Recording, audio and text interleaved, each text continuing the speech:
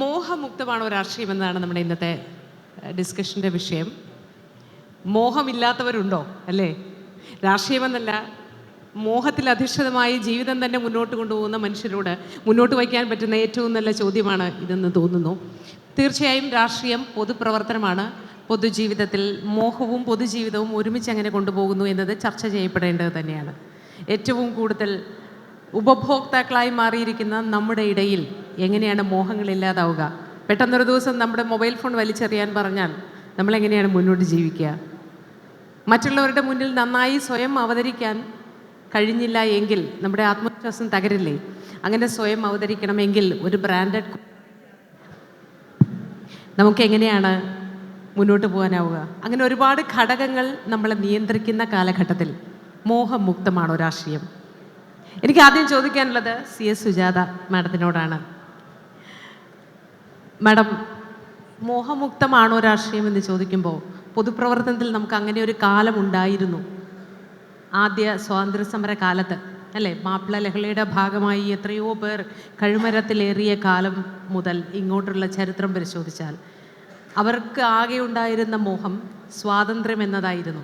അതിനപ്പുറത്തേക്കൊരു മോഹം അവർക്കുണ്ടായിരുന്നില്ല എന്നതാണ്. പക്ഷെ കാലം ഒരുപാട് മാറി. ഇന്നത്തെ അവസ്ഥ എന്താണ്? രാജ്യത്തിൻ്റെ സ്വാതന്ത്ര്യത്തിന് വേണ്ടി നടന്ന ഐതിഹാസികമായ പോരാട്ടങ്ങളിൽ മഹത്തായിട്ടുള്ള സംഭാവനകൾ നൽകിയ പൊതുപ്രവർത്തകർ, അവർക്കൊരു ലക്ഷ്യമുണ്ടായിരുന്നു. അത് ഈ രാജ്യത്തിൻ്റെ മോചനമാണ്. അതിനു വേണ്ടിയിട്ടുള്ള പ്രവർത്തനങ്ങളിൽ വളരെ സജീവമായി അവർ പങ്കെടുക്കുകയും ചെയ്തു.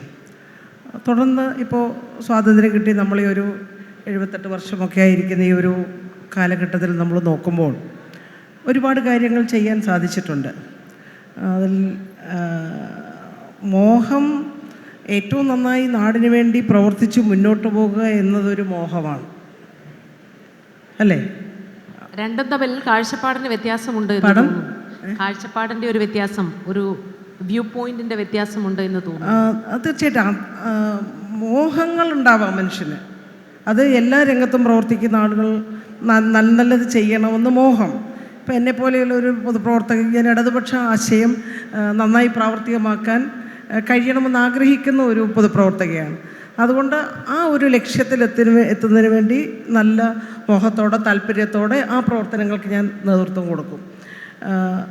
അതിമോഹം പാടില്ല എന്നുള്ള അഭിപ്രായമാണ് എനിക്കുള്ളത്. എല്ലാവർക്കും മോഹങ്ങൾ ഉണ്ടാവാം. യാന്ത്രികമായിട്ടൊന്നും നമുക്ക് പ്രവർത്തിച്ച് മുന്നോട്ട് പോകാൻ കഴിയില്ല അല്ലേ? പൊതുജീവിതവുമായി ബന്ധപ്പെട്ട് ഞാൻ ഒന്നിടപെട്ടോട്ടെ. എങ്ങനെ? പൊതുജീവിതവുമായി ബന്ധപ്പെട്ട, രാഷ്ട്രീയവുമായി ബന്ധപ്പെട്ട് സുജാത മാഡത്തിനോട് ഒരു കാര്യം. വളരെ നല്ല രീതിയിൽ പൊതുപ്രവർത്തനം ചെയ്ത് വളരെ മിന്നിത്തിളങ്ങി നിന്ന, ഏറെ പ്രതീക്ഷയോടെ നമ്മളെല്ലാം ഉറ്റുനോക്കിയിരുന്ന ഒരു പൊതുപ്രവർത്തക ഇടയ്ക്കൊന്ന് മങ്ങിപ്പോയോ? ഇല്ല, ഞാനത് അംഗീകരിക്കില്ല. കാരണം ഞാനെന്ന രാഷ്ട്രീയ പൊതുപ്രവർത്തകയെ രൂപപ്പെടുത്തുന്നതിൽ എൻ്റെ ഗ്രാമത്തിന് വലിയ പങ്കുണ്ട്. മധ്യതിരുവിതാംകൂറിൽ ഏറ്റവും ശക്തമായ കമ്മ്യൂണിസ്റ്റ് ഗ്രാമമായ വള്ളികുന്നത്ത് ജനിച്ചു വളർന്ന ആളാണ് ഞാൻ കണ്ട് കേട്ടും വളർന്നത് ശരിക്കും മധ്യതിരുവിതാംകൂറിലെ ആദ്യത്തെ കാർഷിക സമരം നടന്ന മേനി സമരം എൻ്റെ നാട്ടിലാണ്. ശൂരനാട് അറിയാമല്ലോ. ശൂരനാട് സംഭവത്തിൻ്റെ അലവിളികൾ ഏറ്റവും അധികം ഏറ്റുവാങ്ങേണ്ടി വന്നത് എൻ്റെ ഗ്രാമത്തിലാണ്. അതിന് നേതൃത്വം കൊടുത്ത മഹാരഥന്മാരായിട്ടുള്ള ആളുകൾ, മഹാനായ കാമ്പിശ്ശേരി, തോപ്പിൽവാസി, പുതുശ്ശേരി അടക്കം, ചേലക്കോടത്ത് കുഞ്ഞിരാമൻ അടക്കമുള്ള മഹാപ്രതിഭകളുടെ നാട്ടിൽ ജനിച്ച് പൊതുപ്രവർത്തനം നടത്താൻ അവസരം കിട്ടിയ ഒരു എളിയ പൊതുപ്രവർത്തകയാണ് ഞാൻ. അവരുടെ പ്രവർത്തനം കണ്ടും കേട്ടും വളർന്ന ആളാണ് ഞാൻ. എന്നിലെ രാഷ്ട്രീയ പ്രവർത്തകയെ രൂപപ്പെടുത്തുന്നതിൽ ആ സംഭവം അതെല്ലാം വലിയ പങ്ക് വഹിച്ചിട്ടുണ്ട്. കാരണം ഞാൻ പറഞ്ഞു കേട്ടും എൻ്റെ വീട്ടിലുള്ള ആളുകളുടെയും അപ്പൂപ്പനും അമ്മൂമ്മയൊക്കെ പറഞ്ഞു കേട്ട് വളർന്ന ഞാൻ. അപ്പോൾ ആ രാഷ്ട്രീയ പ്രവർത്തക ഇങ്ങനെ മുന്നോട്ട് പോകുന്ന ഘട്ടത്തിൽ എനിക്ക് പല അവസരങ്ങളും കിട്ടി. ഇപ്പോൾ കേരള സർവകലാശാല സിൻഡിക്കേറ്റ് അംഗം, ജില്ലാ കൗൺസിൽ, ജില്ലാ പഞ്ചായത്ത് പ്രസിഡന്റ് അടക്കം എനിക്ക് മഹിളാ പ്രസ്ഥാനത്തിൻ്റെ ഇന്ത്യയിൽ ഏറ്റവും പ്രായം കുറഞ്ഞ ജില്ലാ സെക്രട്ടറി ആയിരുന്നു ഞാൻ. അങ്ങനെ ഞാൻ മുന്നോട്ട് പോകുന്ന ഘട്ടത്തിലെല്ലാം എൻ്റെ അച്ഛൻ പറഞ്ഞ ഒരു വാക്ക് ഞാൻ എൻ്റെ മനസ്സിൽ ഓർക്കുകയാണ്. കാരണം എപ്പോഴും ഇത്തരം സ്ഥാനങ്ങളെല്ലാം അലങ്കരിക്കണമെന്നുള്ള ഒരു മോഹം ഒരിക്കലും മനസ്സിലുണ്ടാവാൻ പാടില്ല. അരമണിക്കൂർ സഞ്ചരിച്ചാൽ മഹാരഥന്മാരായിട്ടുള്ള 2 നേതാക്കന്മാരുടെ വീട്ടിലെത്താം. അതൊന്ന് കാമ്പിശ്ശേരി കരുണാകരനും ഒന്ന് തോപ്പിൽ ഫാസിയുമാണ്.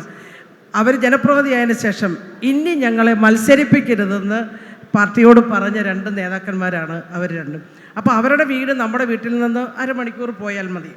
അപ്പോൾ എപ്പോഴും മനസ്സിലുണ്ടാവണം, ഈ സ്ഥാനങ്ങളെല്ലാം ജനങ്ങളുടെ നന്മയ്ക്ക് വേണ്ടി പാർട്ടി ഏൽപ്പിച്ച ഈ ഉത്തരവാദിത്തങ്ങൾ സത്യസന്ധമായും ആത്മാർത്ഥമായും നിർവഹിക്കുക. പരിമിതികളുണ്ടാവാം, പക്ഷെ അപ്പോഴും ആവശ്യമില്ലാത്ത മോഹങ്ങൾ, അത്യാർത്തി, ഒരുപാട് ആഗ്രഹങ്ങൾ ഒരിക്കലും മനസ്സിൽ തോന്നാൻ പാടില്ല. ഏൽപ്പിക്കുന്ന ഉത്തരവാദിത്തം ഭംഗിയായി നമ്മുടെ വിഷയമായിട്ട് ബന്ധിപ്പിക്കാനാണ് ശ്രമിച്ചു നോക്കിയത്. അതായത് അങ്ങനെ മറ്റു പലരും അത്തരത്തിലൊരു മോഹത്തോടെ വന്നതുകൊണ്ട് പിന്തള്ളപ്പെട്ടു പോയി എന്ന് തോന്നിയിട്ടുണ്ട്? ഒരിക്കലുമില്ല. ഞാനൊരു ശകലം പോലും പിന്തള്ളപ്പെട്ടിട്ടില്ല. കാരണം എന്നെ പാർട്ടി ഏൽപ്പിച്ച ഉത്തരവാദിത്തം ഭംഗിയായി നിർവഹിച്ചു. ഇന്ന് CPIM-ൻ്റെ കേന്ദ്ര കമ്മിറ്റി അംഗവും ജനാധിപത്യ മഹിളാ അസോസിയേഷൻ്റെ സ്റ്റേറ്റ് സെക്രട്ടറിയുമായി പ്രവർത്തിക്കാൻ അവസരം കിട്ടിയത് എന്നെപ്പോലെയുള്ള ഒരു പൊതുപ്രവർത്തകയുടെ ഏറ്റവും വലിയ അവസരമായി ഞാനതിനെ കാണുകയാണ്. വിനീത പി ഹരിഹരൻ, ഏറ്റവും വലിയ അവസരമായി കാണുന്നു. ഒരു മോഹമുക്തമല്ലാത്ത രാഷ്ട്രീയ ജീവിതം മുന്നോട്ട് കൊണ്ടുപോകുന്നയാളാണ് എന്ന് സുജാത മാഡം പറഞ്ഞു. ശരിക്കും അത് സാധ്യമാണോ ഈ കാലത്ത്? മോഹമുക്തമല്ലാത്ത ഒരു രാഷ്ട്രീയം സാധ്യമാണോ? അതെ, ആക്ച്വലി ഡിപ്പെൻസ് ഓൺ നമ്മൾ എങ്ങനെ മോഹം ഡിഫൈൻ ചെയ്യണമെന്ന്. ജസ്റ്റ് ലൈക്ക് സുജാത പറഞ്ഞ പോലെ തന്നെ മോഹം എന്താണെന്ന് ആദ്യം നമ്മൾ വ്യക്തമാക്കിയാൽ അത് നമുക്കറിയാൻ പറ്റും. മോഹമുക്തമാക്കാൻ പറ്റുമോ രാഷ്ട്രീയം? മോഹം അധികാരത്തിന് വേണ്ടിയിട്ട് മാത്രമാണോ, അതോ ധനസമ്പാദ്യമാണോ? മോഹം പലതരത്തിലുണ്ട് അല്ലേ? അധികാരത്തിനുള്ള മോഹമുണ്ട്, സ്ഥാനങ്ങൾക്കുണ്ട്, നിലനിൽപ്പിന്, പൈസയ്ക്ക് വേണ്ടിയിട്ടല്ല മോഹം. സോ ഐ തിങ്ക് രാഷ്ട്രീയം നമ്മൾ നേഷൻ ബിൽഡിംഗ് ആയിട്ട് service to the nation, responsive to the community, responsible for the community, അങ്ങനത്തെ ഒരു ഐഡിയോളജി ഒരു ബേസിസിൽ നമ്മൾ രാഷ്ട്രീയത്തിൽ ഇറങ്ങിയാൽ ഐ തിങ്ക് അപ്പോൾ മോഹമുക്തമാവാൻ സാധ്യതകൾ കൂടുതലാണ്. ഇപ്പം പറഞ്ഞ പോലെ തന്നെ അത് കാണാൻ വേണ്ടിയിട്ട് നമുക്ക് പഴയ കാലത്തിൻ്റെ ചരിത്രം തന്നെ പോകേണ്ടി വരും. ഗാന്ധിജി പോലെ ലീഡേഴ്സും, പിന്നെ അങ്ങനെ may be later on Lal Bahadur Shastri ഒരു ലെവൽ 5 ലീഡറായിരുന്നു. എല്ലാം വലിച്ചെറിഞ്ഞ് പൊതുജീവിതത്തിലേക്ക് വന്ന ഒരു രണ്ടുപേരെ ഉദാഹരണം പറഞ്ഞാൽ ഒന്ന് മഹാത്മാഗാന്ധിയും മറ്റൊന്ന് ബുദ്ധനുമാണെന്ന് തോന്നുന്നു. പെട്ടെന്നൊരിക്കൽ ഈ രാജകുടുംബത്തിലെ എല്ലാ സൗഭാഗ്യങ്ങളും വിട്ടെറിഞ്ഞ് നിരത്തിലിറങ്ങിയ ഒരാൾ ബുദ്ധൻ. ഇവർക്ക് ശേഷം അത്തരത്തിൽ പറയാൻ ആരെങ്കിലും മുന്നോട്ട് വന്നോ? ബുദ്ധനും ഒരു നിർമ്മാണ ആയിരുന്നു മോഹം. അപ്പോൾ ഇഫ് ദാറ്റ് ഇസ് മോഹം, പിന്നെ അതും മോഹമുക്തമായിരുന്നില്ല. അപ്പോൾ പറയാൻ വന്നത്, രാഷ്ട്രീയം നമ്മൾ തൊഴിലായിട്ട് മാറ്റിയാൽ, രാഷ്ട്രീയം തന്നെയാണ് ജീവിതം, രാഷ്ട്രീയത്തിൽ നമുക്ക് സമ്പാദിക്കണം എന്നൊക്കെ ആക്കിയാൽ അപ്പോൾ അവിടെയാണ് അഴിമതിയുടെ ചാൻസസും നമ്മൾ രാഷ്ട്രീയത്തിന് പൈസ ഉണ്ടാക്കാൻ വേണ്ടിയിട്ടുള്ള ഒരു ശ്രമങ്ങളിലൊക്കെ നടക്കുന്നത്. അപ്പോൾ നമുക്ക് ശബരിനാഥനോട് ചോദിക്കാം, അത്തരത്തിൽ പൈസയ്ക്ക് വേണ്ടി, അധികാരത്തിന് വേണ്ടി, സ്ഥാനത്തിന് വേണ്ടിയൊക്കെ പൊതുപ്രവർത്തനത്തിനെ കാണാതിരുന്നാൽ മോഹമുക്തമല്ലാതെ രാഷ്ട്രീയം മുന്നോട്ട് കൊണ്ടുപോകാൻ കഴിയും എന്നാണ് പറയുന്നത്. സാധ്യമാണോ? what I meant was നമ്മൾ പൊളിറ്റിക്സ് പ്രൊഫഷനായിട്ട് മാറ്റുകയാണെങ്കിൽ അതിൽ കുറേ കാര്യങ്ങൾ ഇനി ചെയ്യാനുണ്ട്. ലൈക്ക് പൊളിറ്റിക്കൽ ഫണ്ടിങ് എങ്ങനെയാണ്, source of funds, maybe cadre ഓർഗനൈസേഷണലിയും കുറേ സ്ട്രക്ചറൽ റിഫോംസ് നടത്താനുണ്ട് പല പാർട്ടീസിലും. ആൻഡ് ഓൾസോ പാർട്ടി കാഡറിന് അവർക്ക് വേണ്ട രീതിയിൽ എമോളുമെൻറ്റ്സ് കൊടുത്താൽ നമുക്ക് മേ ബി നമുക്ക് അത് അധികാരം നമ്മൾ like political corruption can be reduced is what I feel. ആദ്യം മുട്ടി ചോദിച്ചത് ഈ മോഹം എന്നുള്ളതിൻ്റെ ഒരു എക്സ്റ്റൻഷൻ എന്താണെന്നുള്ളൊരു ചോദ്യമുണ്ട്. നമുക്ക് പണത്തിനോടുള്ളതോ ധനത്തിനോടുള്ളതോ അധികാരത്തിനോടുള്ളതോ അല്ലെങ്കിൽ കൂടുതൽ മാറ്റങ്ങൾ വരുത്താൻ പറ്റുന്ന ഒരു പ്ലാറ്റ്ഫോമായി രാഷ്ട്രീയത്തെ കാണാൻ പറ്റുമെന്നുള്ള ഒരു സ്പേസിൽ നിന്നാണ് ഞാൻ വരുന്നത്. തീർച്ചയായിട്ടും രാഷ്ട്രീയത്തിന് ഏറ്റവും വലിയൊരു പോസിറ്റീവ് ഇവിടെയുള്ള എല്ലാവരും പലതരത്തിൽ ജനപ്രതിനിധികളായി അല്ലാതെ മാറ്റങ്ങൾ ഉണ്ടാക്കുന്നവരാണ്. ഏറ്റവും കൂടുതൽ മാറ്റങ്ങൾ ഉണ്ടാക്കാൻ കഴിയുന്ന ഒരു പ്ലാറ്റ്ഫോം രാഷ്ട്രീയമാണ്. നമുക്ക് നമ്മുടെ ഒരു തീരുമാനത്തിലൂടെയോ നമ്മുടെ ഇടപെടലുകളിലൂടെയോ, അത് ഒരാളെന്നോ 10 ആളെന്നോ 100 ലക്ഷക്കണക്കിന് ആളുകൾക്ക് വലിയ മാറ്റങ്ങൾ പോളിസി ചേഞ്ചുകൾ അടക്കം ചെയ്യാൻ പറ്റുന്നതിൻ്റെ ഏക ഒരു വഴി എന്ന് പറയുന്നത് രാഷ്ട്രീയം തന്നെയാണ്. അപ്പോൾ പഴയ സമയങ്ങൾ, നമ്മുടെ 1940s സ്വാതന്ത്ര്യ സമരമാകട്ടെ, അതിനുശേഷം കേരളത്തിലുണ്ടായിട്ടുള്ള കർഷക സമരങ്ങൾ, ആ ഒരു കാലഘട്ടത്തിൽ നിന്ന് ഇന്ന് ആളുകൾ രാഷ്ട്രീയത്തിൽ വരുമ്പോൾ തീർച്ചയായിട്ടും മോഹത്തോടെ തന്നെയാണ് വരുന്നത്. ആ മോഹം നേരത്തെ പറഞ്ഞതുപോലെ അതിമോഹമാകാതിരിക്കാൻ നോക്കണം എന്നുള്ളതാണ് എന്നോട് ചോദിക്കുകയാണെങ്കിൽ ഏറ്റവും പ്രധാനപ്പെട്ടൊരു കാര്യം. കാരണം ഒരു കോർപ്പറേറ്റ് ഓഫീസ് വർക്ക് ചെയ്യുകയാണെങ്കിൽ there is lot of politics happening there also. അപ്പോൾ ഈ മോഹം എന്നുള്ളത് ഒരു നെഗറ്റീവായിട്ടുള്ള, നമ്മുടെ ടിപ്പിക്കൽ മലയാളികളുടെ ഒരു സെൻസിൽ ഈ പറയുക ഒരു അധികാരം, പണം, അങ്ങനെയുള്ള താല്പര്യങ്ങൾ ഒരു നെഗറ്റീവ് ട്രേറ്റാണ് കാണുന്നത്. അത് ഒന്ന് ഡീകൺസ്ട്രക്ട് ചെയ്യണമെന്ന് ആഗ്രഹിക്കുന്ന ഒരാളാണ് ഞാൻ. ആളുകൾക്ക് മോഹം ഉണ്ടാകണം. ആ മോഹം മാറ്റങ്ങളിലേക്ക് കൂടുതൽ ഒരു രാഷ്ട്രീയ പാർട്ടിയിൽ വന്ന് മാറ്റങ്ങൾ ഉണ്ടാക്കി ജനങ്ങളിലേക്ക് കൂടുതൽ എത്തിക്കുവാനുള്ള ഒരു പ്രധാനപ്പെട്ട ഒരു ശ്രമമായിരിക്കണം എന്നാണ് എൻ്റെ അഭിപ്രായം. പക്ഷെ എന്ന് പറയുമ്പോൾ ഇപ്പോഴത്തെ ഒരു പ്രശ്നം ഞാൻ കാണുന്നത് ഈ ഒരു വോൾട്ട് ഫേസ് പോളിറ്റിക്സ് ഉണ്ട്. ഇപ്പോൾ എനിക്ക് ഈ രാഷ്ട്രീയ പാർട്ടി ഇഷ്ടപ്പെട്ടിട്ടില്ലെങ്കിൽ ഞാൻ മറ്റൊരു പാർട്ടിയിലേക്ക് മാറുന്നു, ഒരു ദിവസം നിമിനേരം കൊണ്ട് മാറുന്നു. അതെല്ലാ പറഞ്ഞ ഉദാഹരണങ്ങളുണ്ട്. ആ ഒരു കരിയർ പോളിറ്റിക്സിനോട് ഞാൻ യോജിക്കുന്നില്ല. കാരണം രാഷ്ട്രീയം എന്ന് വെച്ചാൽ എൻ്റെ രാഷ്ട്രീയം ഒരു ഔട്ട്പുട്ടാണ്. ഞാൻ വളർന്നു വന്നതിൻ്റെ, ഞാൻ പഠിച്ചതിൻ്റെ, ഞാൻ മനസ്സിലാക്കിയതിൻ്റെ, ഞാൻ ചുറ്റും കണ്ട അനുഭവങ്ങളുടെ, അതിൻ്റെയൊക്കെ ഒരു ഫിൽട്ടർ വെച്ചാണ് ഞാൻ ഒരു ഐഡിയോളജി വിശ്വസിക്കുന്നത്. ആ ഐഡിയോളജി എന്നോട് ചോദിക്കുകയാണെങ്കിൽ എനിക്ക് വളരെ പ്രത്യേകിച്ച് കുടുംബപരമായതുള്ളൊരു വൈകാരികമാണ്, അതിൻ്റെ ബ്ലഡിലടിഞ്ഞൊരു കാര്യമാണ്. ആ ഐഡിയോളജിയോട് 100% ഒരു നീതി പുറത്തണം ആഗ്രഹിക്കുന്ന ഒരാളാണ് ഞാൻ. അങ്ങനെയുള്ള എനിക്കൊരൊറ്റ ദിവസം കൊണ്ട് ഒരു സ്വിച്ച് ചെയ്തൊരു കരിയർ പൊളിറ്റിക്സ് എന്നുള്ള പൊളിറ്റിക്സിനോട് ആര് ചെയ്താലും it is very difficult for me to absorb. അപ്പോൾ രാഷ്ട്രീയത്തിൽ മോഹം ഉണ്ടാകണം. ആ മോഹം നിങ്ങളെ ഡ്രൈവ് ചെയ്യണം, മറ്റാളുകളുടെ മുകളിൽ കയറാതെ. എന്നോടെപ്പോഴും അച്ഛൻ എപ്പോഴും പറയുന്ന ഒരു കാര്യമുണ്ട്, ഒരു അവസാനത്തെ അച്ഛൻ ഒരു ഇൻ്റർവ്യൂവിൽ പറഞ്ഞൊരു കാര്യമുണ്ട്. ഞാൻ എപ്പോഴും സ്പീക്കറായിരിക്കും അച്ഛൻ പറഞ്ഞൊരു കാര്യമാണ്. അന്നൊരു വലിയ കോൺട്രവേഴ്സി ഉണ്ട്, അച്ഛൻ സ്പീക്കർ സ്ഥാനം രാജിവെക്കുന്ന സമയം വന്നപ്പോൾ അച്ഛൻ പറഞ്ഞൊരു കാര്യമുണ്ട്. ഞാൻ എപ്പോഴും ഇരിക്കുമ്പോൾ ഞാൻ താഴോട്ടാണ് നോക്കുന്നത്. എൻ്റെ കൂടെ വന്ന ആളുകൾ, എന്നെക്കാളും മിടുക്കരായിട്ടുള്ള എത്രയോ ആളുകൾ ഇന്നും താഴെയുണ്ട്. അപ്പം ഞാൻ നോക്കും അവരെക്കാളും മെച്ചപ്പെട്ടിരിക്കും മുന്നോട്ട് വന്നിട്ടുണ്ട്. പക്ഷെ അതിന് പകരം ഞാൻ മുകളിലോട്ട് നോക്കുകയാണെങ്കിൽ ഞാൻ അസ്വസ്ഥനാവും. അപ്പോൾ നമ്മൾ, പ്രത്യേകിച്ച് ഞാനടക്കമുള്ള പുതിയ തലമുറ മുകളിലേക്ക് നോക്കി അസ്വസ്ഥരാകുന്നതിനേക്കാളും നമ്മൾ ചെയ്യുന്ന പ്രവൃത്തിയിൽ വിശ്വാസമുണ്ടെങ്കിൽ, ഞാൻ പലയിടത്തും പറയുന്നൊരു കാര്യമാണ്, ഈ രാഷ്ട്രീയം എന്ന് വെച്ചാൽ ഒരു ടെസ്റ്റ് മാച്ചാണ്. നമ്മളെല്ലാം ഇന്ന് തലമുറ ഈ എന്താ പറയുക, വൺ ഡേയും അല്ല T20യുടെ കാലത്താണ് ജീവിക്കുന്നത്. ഈ വളരെ എഫെമറൽ എന്നൊരു ഇംഗ്ലീഷ് വാക്കുണ്ട്, ഇൻസ്റ്റൻറ്റ് ഗ്രാറ്റിഫിക്കേഷൻ. അപ്പോൾ രാഷ്ട്രീയത്തിൽ നിന്ന് പുതിയ ആളുകൾക്കും ഒരു ഇൻസ്റ്റൻറ്റ് ഗ്രാറ്റിഫിക്കേഷൻ ഉണ്ട്. ഞാനിപ്പോൾ ഇന്ന് വന്നാൽ പഞ്ചായത്ത് മെമ്പർ ആവുകൊണ്ട് എനിക്ക് നേരെ ആദ്യം MLA MP ആവണമെന്ന് പറയുന്ന ആളുകളുണ്ട്. ആ ഒരു ഇറ്റ്സ് എ ലോങ് ഗെയിം. ഏത് രാഷ്ട്രീയ പാർട്ടിയുടെ നേതാക്കളും, ശ്രീ സുജാത, ഞാൻ നേരത്തെ ജില്ലാ പഞ്ചായത്ത് പ്രസിഡന്റ്, അതോടൊപ്പം തന്നെ MP അടക്കമുള്ള എത്രയോ പോസ്റ്റുകളിൽ നിന്ന് ഇന്ന് പാർട്ടിയുടെ ഒരു പോസ്റ്റിൽ നിൽക്കുകയാണ്. അപ്പോൾ ഇറ്റ്സ് എ ലോങ് ഗെയിം.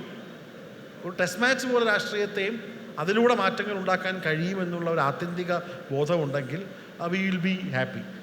നമ്മുടെ മോഹങ്ങൾ നമ്മൾ പതുക്കെ നമുക്ക് പുതിയ തലമുറ രാഷ്ട്രീയക്കാരുടെ പ്രതിനിധി എന്ന് പറയുമ്പോഴും അത്തരത്തിൽ ഇത് 3 പേരും 3 രാഷ്ട്രീയ പാർട്ടികളെ പ്രതിനിധാനം ചെയ്യുന്നവരെന്ന് വേണമെങ്കിൽ നമുക്ക് പറയാം, നേരിട്ടല്ല എങ്കിൽ പോലും. അങ്ങനെ നോക്കുമ്പോൾ രാഷ്ട്രീയത്തിൽ ഇപ്പോൾ MP ആവുന്നവർ പതിവായി MP ആയിക്കൊണ്ടിരിക്കുന്നു, MLA ആവുന്നവർ പതിവായി MLA ആയിക്കൊണ്ടിരിക്കുന്നു, മറ്റ് സ്ഥാനമാനങ്ങൾ പാർട്ടി സെക്രട്ടറി ആവുന്നവർ, അങ്ങനെ എല്ലാ സ്ഥാനങ്ങളും. ഇപ്പോൾ ജില്ലാ സമ്മേളനങ്ങൾ നടക്കുമ്പോൾ അറിയാം എത്ര പേരാണ് ജില്ലാ സെക്രട്ടറിമാരുടെ തുടർച്ചയായി അങ്ങനെ വന്നുകൊണ്ടിരിക്കുന്നതെന്ന് നമുക്കറിയാം. അങ്ങനെയൊക്കെ ഇരിക്കുമ്പോൾ പുതിയ തലമുറക്കാരേക്കാൾ ഈ പഴയ തലമുറയ്ക്ക് അക്കാര്യത്തിലൊരു വാശിയുള്ളതായി തോന്നിയിട്ടുണ്ടോ? സ്ഥാനം വിട്ടുകൊടുക്കാനുള്ളൊരു മടി, ഒരു അതിമോഹം അല്ലെങ്കിൽ മോഹം? അല്ല, അതുണ്ട്. അത് ഞാൻ അതിലേക്കൂടെയാണ് വരുന്നത്.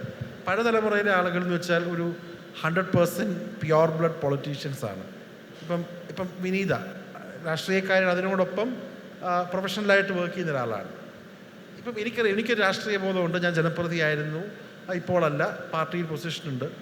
പക്ഷേ എനിക്കറിയാം ഞാനിപ്പോൾ ഒരു 100% രാഷ്ട്രീയക്കാരനായി നിന്നില്ലെങ്കിലും എനിക്ക് പല കാര്യങ്ങളും സമൂഹത്തിനോട് ചെയ്തുകൊണ്ട് I have A separate background എന്നുള്ളതൊരു ഇന്ന് വരുന്ന പല ആളുകൾക്കും അതുള്ള ആളുകളാണ്.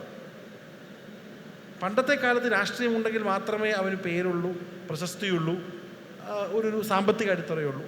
പക്ഷേ പുതിയ തലമുറയ്ക്ക് ഏറ്റവും വലിയ സ്പേസ് ഉള്ളത് നിങ്ങൾക്ക് ഫുൾ ടൈമായിട്ട് പ്രവർത്തിക്കാതെ തന്നെ പല കാര്യങ്ങളും ചെയ്യാൻ കഴിയും. അപ്പോൾ രാഷ്ട്രീയം പഴയ ആളുകളെക്കാളും പുതിയ തലമുറയ്ക്ക് ഇത് ഒരു അസ്വസ്ഥതയുണ്ടെങ്കിൽ ഇട്ടെറിഞ്ഞ് പോകാൻ കഴിയുന്നതും പുതിയ തലമുറയ്ക്കാണ്, മോർ പഴയ തലമുറ. ഈ അസ്വസ്ഥത ഒന്നിൽ നിന്ന് മറ്റൊന്നിലേക്ക് ചാടാനുള്ളതും അതാണ് ഞാൻ പറഞ്ഞത്. അതിൻ്റെ അർത്ഥം പക്ഷേ ഒരു രാഷ്ട്രീയ പാർട്ടിയിൽ നിന്ന് വിട്ട് മറ്റുള്ളവർക്ക് പോകുക എന്നുള്ളതല്ല.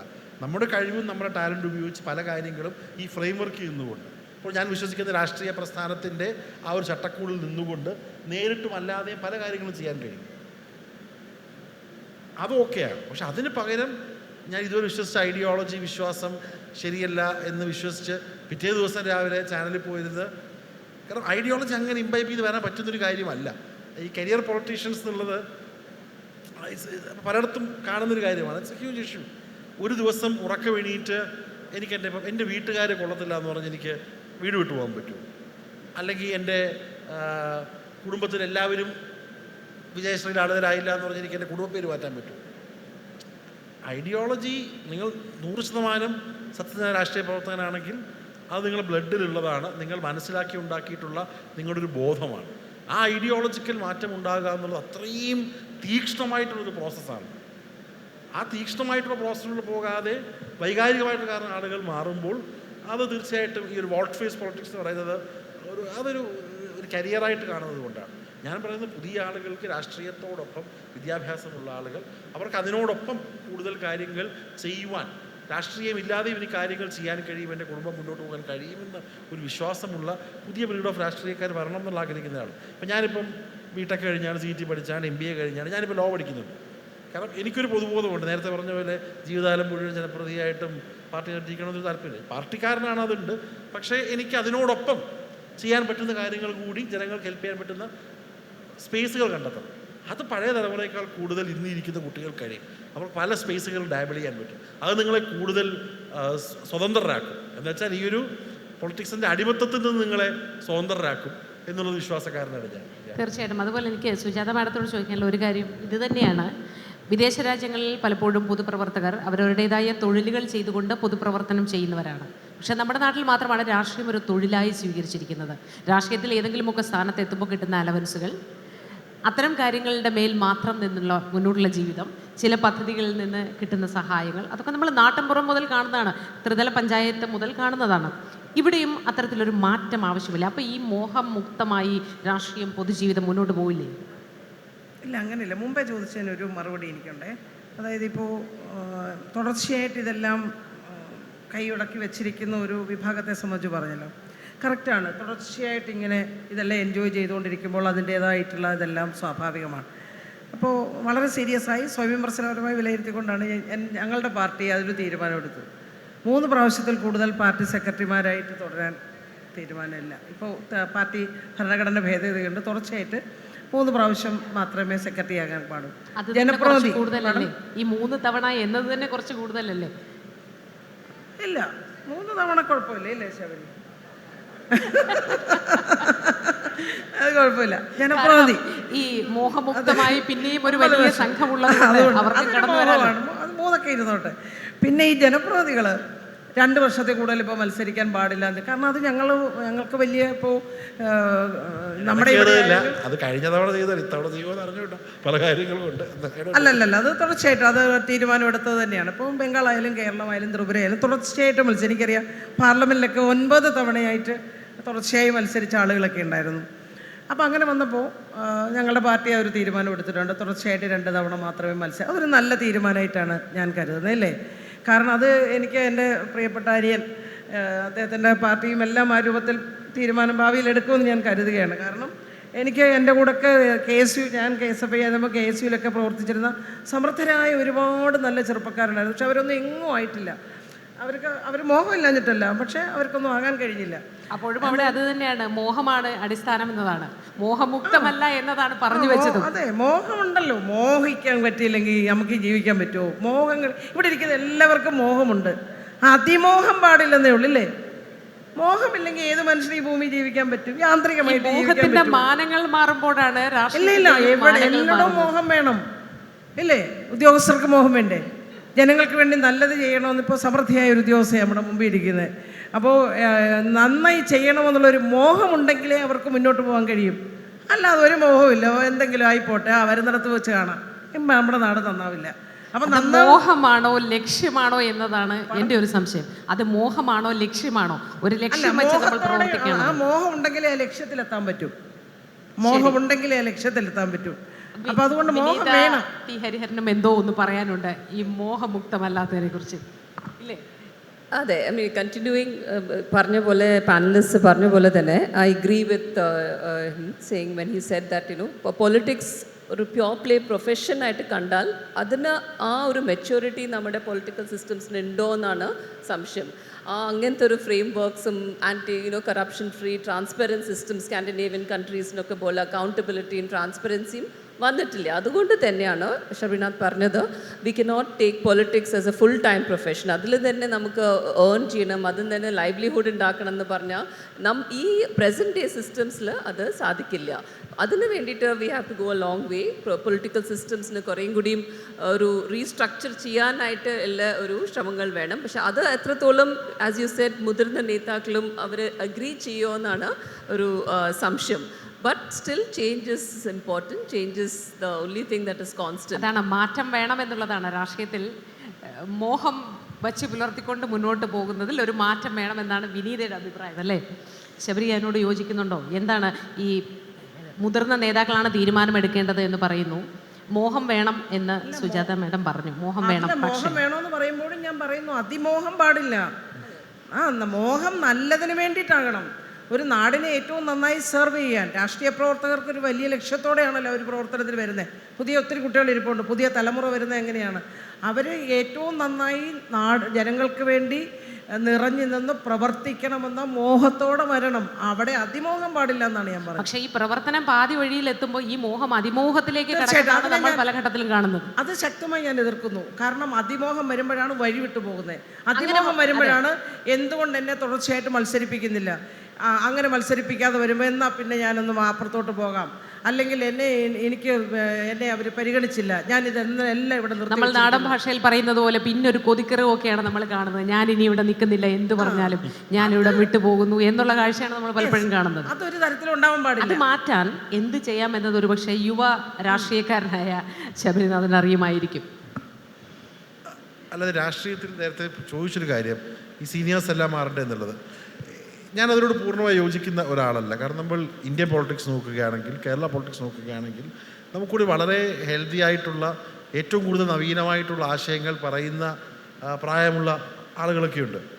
അപ്പം ചെറുപ്പക്കാർ വന്നാൽ ഉടനെ മാറ്റങ്ങൾ ഉണ്ടാകും എന്നുള്ളത് പൂർണ്ണമായും ശരിയായിട്ടുള്ള ഒരു കാര്യമല്ല. നമുക്കൊരു ഹെൽത്തി മിക്സ് ഉണ്ടാകണം. അങ്ങനെ പൊളിറ്റിക്സിൽ ഗ്രാജുവലി കൂടുതൽ ചെറുപ്പക്കാർ വരണം, കൂടുതൽ വിദ്യാസമ്പന്നരായിട്ടുള്ള നമ്മുടെ ഒരു ലീനേജ് ആലോചിച്ചു. നിങ്ങൾ മനസ്സിലാക്കേണ്ടത്, ഈ രാഷ്ട്രീയത്തിൽ സ്വാതന്ത്ര്യ സമരത്തിൽ പങ്കെടുത്ത അല്ലെങ്കിൽ ഇന്ത്യയെ വളർത്തിയെടുത്ത നേതാക്കൾ അക്കാലത്തെ ഏറ്റവും ഹൈലി പ്രൊഫഷണൽ ആളുകളായിരുന്നു.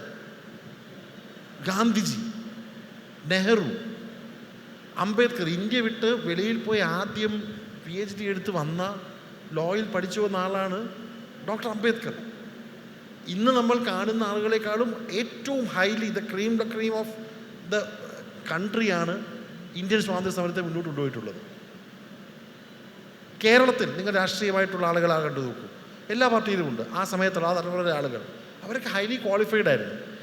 എനിക്ക് തോന്നുന്നു പോസ്റ്റ് ഇൻഡിപെൻഡൻസ് ഒരു 40-50 ശേഷം ഉള്ള ഒരു സമയത്താണ് നല്ല ഈവൻ 60s പോലും എത്രയും മിടുക്കനായിട്ടുള്ള ആളുകൾ രാഷ്ട്രീയത്തിൽ നിന്നിട്ടുണ്ട്. എനിക്ക് തോന്നുന്നു 60s 70s ശേഷം നമ്മൾ കൂടുതൽ ഒരു മധ്യവർഗ സമൂഹമായി വളർന്നു തുടങ്ങിയപ്പോഴാണ് നല്ല കുടുംബത്തിലെ ആളുകൾ രാഷ്ട്രീയത്തിലേക്ക് അങ്ങനെ പോകേണ്ട, രാഷ്ട്രീയത്തിൽ പോയാൽ വഴിവഴച്ച് പോകും.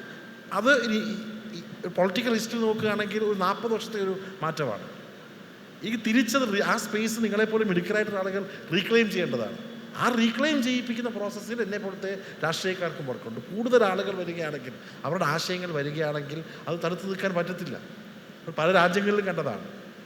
അത് പറയുമ്പോഴും ഞാൻ മറിച്ചൊരു കാര്യം പറയുന്നത്, ഈ പറഞ്ഞ ആഘോഷിക്കപ്പെട്ട പല ചെറുപ്പക്കാരും പുതിയ ആളുകളും, നിങ്ങൾ പറഞ്ഞ സ്കാൻഡിനേവിയൻ ഉദാഹരണങ്ങൾ ഉൾപ്പെടെ, ഇപ്പം ന്യൂസിലാൻഡിലെ ജസന്ത് ആൽഡറിൻ്റെ ഉദാഹരണം ഉൾപ്പെടെ, അല്ലെങ്കിൽ നമ്മളൊക്കെ പുകഴ്ത്തിയ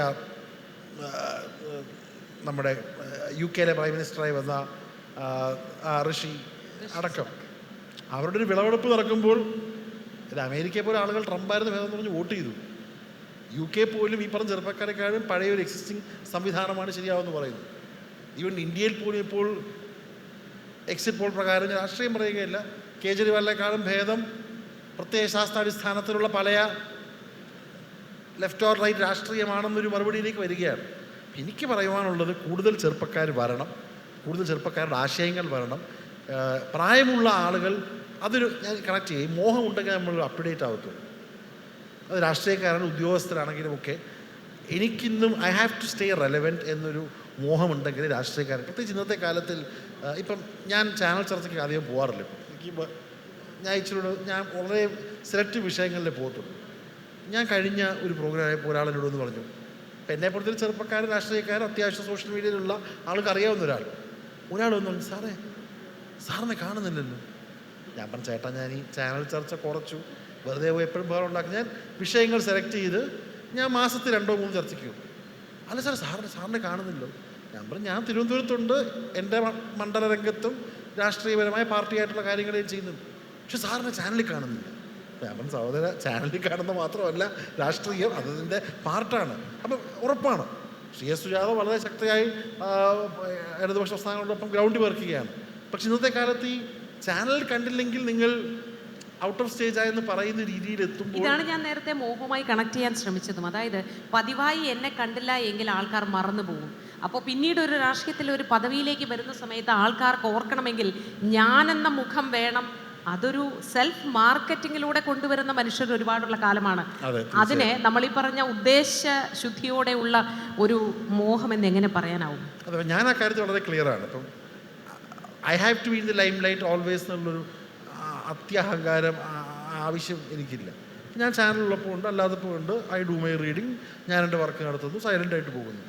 ഇവരുടെ തലമുറയിലെ ആളുകൾക്ക് അതിനേക്കാൾ വലിയ പ്രശ്നമുണ്ട്. എത്രയോ മുതിർന്ന ആളുകൾ, ഇപ്പം എനിക്ക് തന്നെ ആലോചനയുണ്ട്, കോൺഗ്രസിനും കമ്മ്യൂണിസ്റ്റിനും ഒക്കെയുള്ള ഇപ്പം പല നിയമങ്ങളും ഉണ്ടാക്കി അതിപ്രഗത്ഭർ, അവരെ കാണാത്തപ്പം ആളുകൾക്ക്, പുതിയ തലമുറ ആളുകൾക്ക് അറിയില്ല.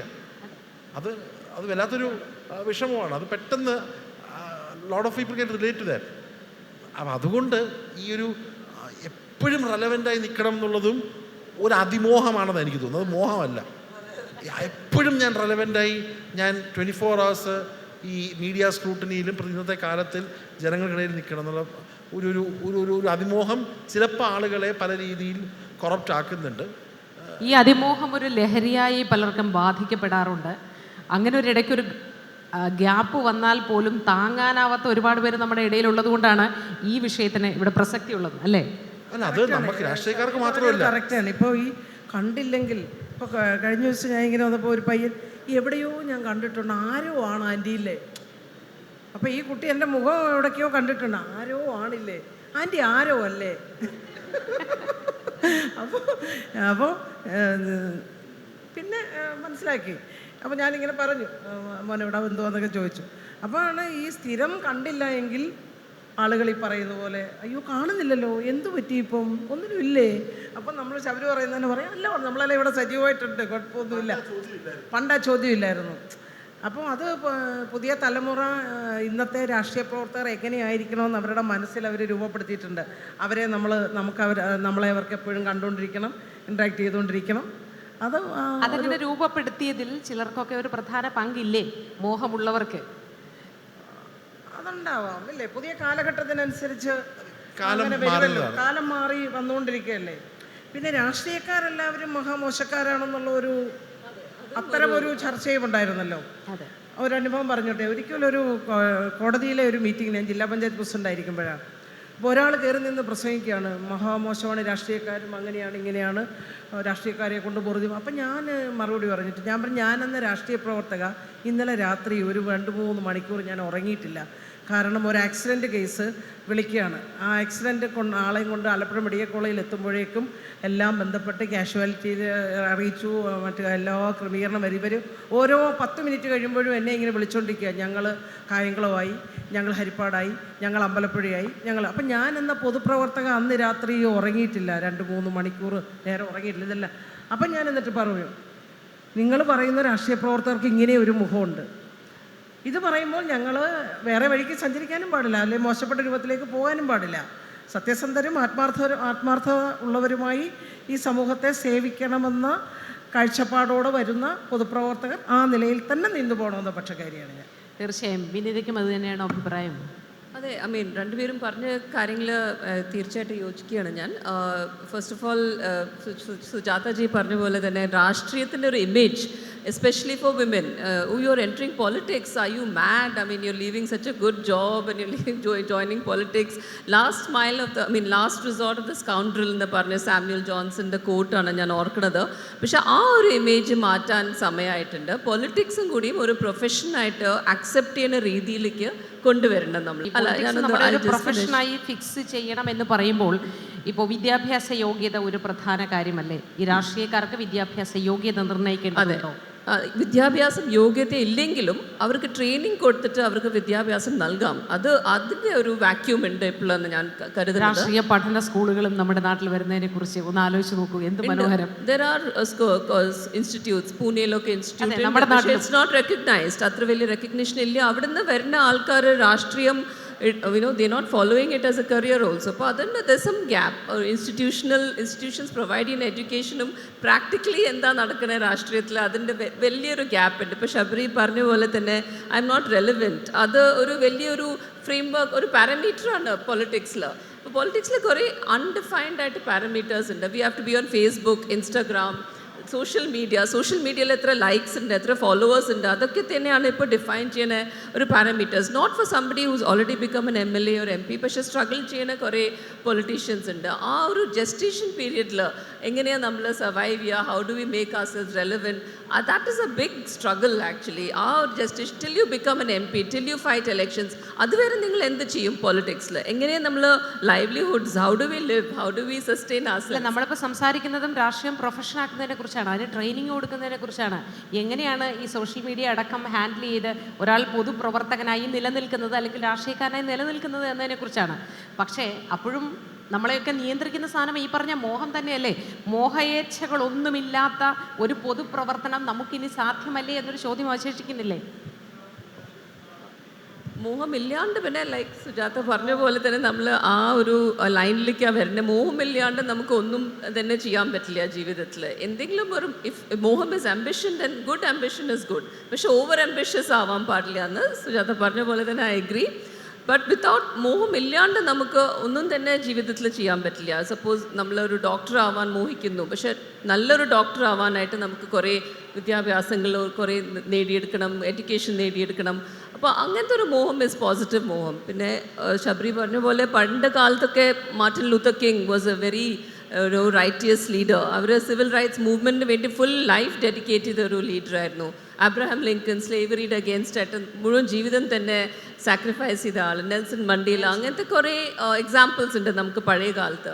പുതിയ കാലത്ത് നോക്കുകയാണെങ്കിൽ പുതിയ ഒരു തലമുറയിൽ നമുക്ക് വേണമെങ്കിൽ professionals who have turn politicians like finance minister or Jaishankar ji or Ashwini Vaishnav, അവരൊക്കെ നല്ല കോർപ്പറേറ്റ് കരിയേഴ്സ് കൺവേർട്ട് ചെയ്തിട്ട് നേഷൻ ബിൽഡിങ്ങിന് വേണ്ടിയിട്ട് ആ ഒരു രാഷ്ട്രീയ ഒരു പാത്താണ് ചൂസ് ചെയ്തത്. നമ്മുടെ സമയം എനിക്കൊന്ന് ഏകദേശം തീരാറായി വരുന്നുണ്ട്. ഈ ഇരിക്കുന്നവർക്കും ഒരുപാട് കാര്യങ്ങൾ ചോദിക്കാനുണ്ടാവും, അപ്പോൾ അതിലേക്കും കടക്കേണ്ടതുണ്ട്. അപ്പോൾ രണ്ടു പേർക്കും ഓരോ അവസരം കൂടി തരികയാണ്. രണ്ടാളും വളരെ പെട്ടെന്ന് ഓരോ പോയിന്റുകൾ കൂടി പറഞ്ഞാൽ നന്നായിരിക്കും. അല്ല, ഒന്നുമില്ല. നല്ല സമർത്ഥരായ പുതിയ തലമുറ രാഷ്ട്രീയത്തിലേക്ക് വരണം.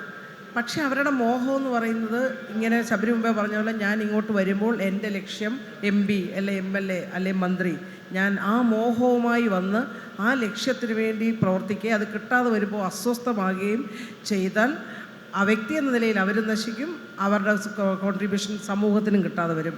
അതുകൊണ്ട് നല്ല ലക്ഷ്യത്തോടെ സമൂഹത്തിൻ്റെ നന്മയ്ക്ക് വേണ്ടി ചെയ്യാൻ കഴിയുന്ന പരമാവധി കാര്യം ചെയ്യാൻ എനിക്ക് രാഷ്ട്രീയ പ്രവർത്തകയോ ആകാൻ ഞാൻ താല്പര്യപ്പെടുന്നു. ആ ഒരു മോഹവുമായി വരുന്നതിൽ ഒരു തെറ്റുമില്ല. അതിമോഹം അപകടത്തിലേക്ക് പോകും. അതിമോഹമാണ് പലപ്പോഴും ഇന്ന് നമ്മൾ കണ്ടുവരുന്ന പല പ്രവണതകളിലും അതിന് കാരണമായി തീരുന്നതെന്ന അഭിപ്രായമാണ് എനിക്ക്. നമ്മൾ ഈ പണ്ട് റൊമാൻറ്റിസൈസ് ചെയ്യുന്ന ഈ ഒരു സെൽഫ്ലെസ് സാക്രിഫൈസ് ഉള്ള ഒരു കാര്യത്തെയാണല്ലോ ഇപ്പോൾ മോഹം എന്ന് പറഞ്ഞ് നമ്മൾ പറയുന്നത്. ഞാൻ വളരെ പ്രാക്ടിക്കലായിട്ട് ആലോചിക്കുകയാണ്. ഇപ്പോഴത്തെ തലമുറ, ഇന്നിപ്പോൾ കോളേജിൽ പഠിക്കുന്ന ഒരാൾ, അപ്പം അല്ലെങ്കിൽ ഇനി രാഷ്ട്രീയത്തിൽ ഭാവിയിലേക്ക് വരേണ്ട ഒരാൾ, അങ്ങനെയുള്ള ആളുകൾ, കാരണം കേരളത്തിൽ നിന്ന് എല്ലാവരും സ്കൂളിൽ പോകുന്നുണ്ട്. പണ്ട് വിദ്യാഭ്യാസം ഇല്ലാത്ത രാഷ്ട്രീയക്കാരായിട്ടുണ്ട്. ഇനി അങ്ങനെയല്ല. ഇപ്പം എല്ലാവരും സ്കൂളിൽ പോകുന്നു, കോളേജിൽ പോകുന്നു, പഠിക്കുന്നു, ജോലി കിട്ടാൻ നോക്കുന്നു, പ്രൊഫഷണലായിട്ട് എൻഗേജ് ആകാൻ നോക്കുന്നു. അപ്പോൾ ആ ഒരു തലമുറയിലെ ആളുകൾ രാഷ്ട്രീയത്തിലേക്ക് വരുന്നത് തന്നെ അവർ ഒരു വലിയ പാനലിൽ നിന്നുകൊണ്ട് ആ റിസ്ക് ഏറ്റെടുത്തുകൊണ്ട് അവർ ജനങ്ങൾക്ക് വേണ്ടി മാറാമെന്ന് തീരുമാനിക്കുന്നത് തന്നെ ഇനിയുള്ള കാലത്തൊരു സെൽഫ്ലെസ് സാക്രിഫൈസാണ്. That the fact that I am going to be for the public, ഞാൻ റിസ്ക് എടുക്കുന്നു എന്നുള്ളത്. അതിൽ നിന്നുകൊണ്ട് കൂടുതൽ മാറ്റങ്ങൾ, കൂടുതൽ നല്ല ആളുകൾ, ഡൈവേഴ്സായിട്ടുള്ള ഒപ്പീനിയനുള്ള ആളുകൾ വരാനുള്ള അടിത്തറ ഞാൻ അടക്കമുള്ള രാഷ്ട്രീയക്കാർ കൊടുക്കണം. പക്ഷേ ഇതൊരു ലോങ് മാച്ചാണ്. ഇത് എല്ലാവരും നിങ്ങൾ ടി വിയിൽ കാണുന്നത് നിങ്ങൾക്ക് അറിയാവുന്ന ആളുകളെക്കാണല്ലാതെ 10,000 സെൽഫ്ലെസ്സായിട്ട് വർക്ക് ചെയ്യുന്ന ആൾക്കാരും പാർട്ടിക്കാരും ഒക്കെയാണ് ഇതിനെ ഉണ്ടാക്കിയെടുക്കുന്നത്.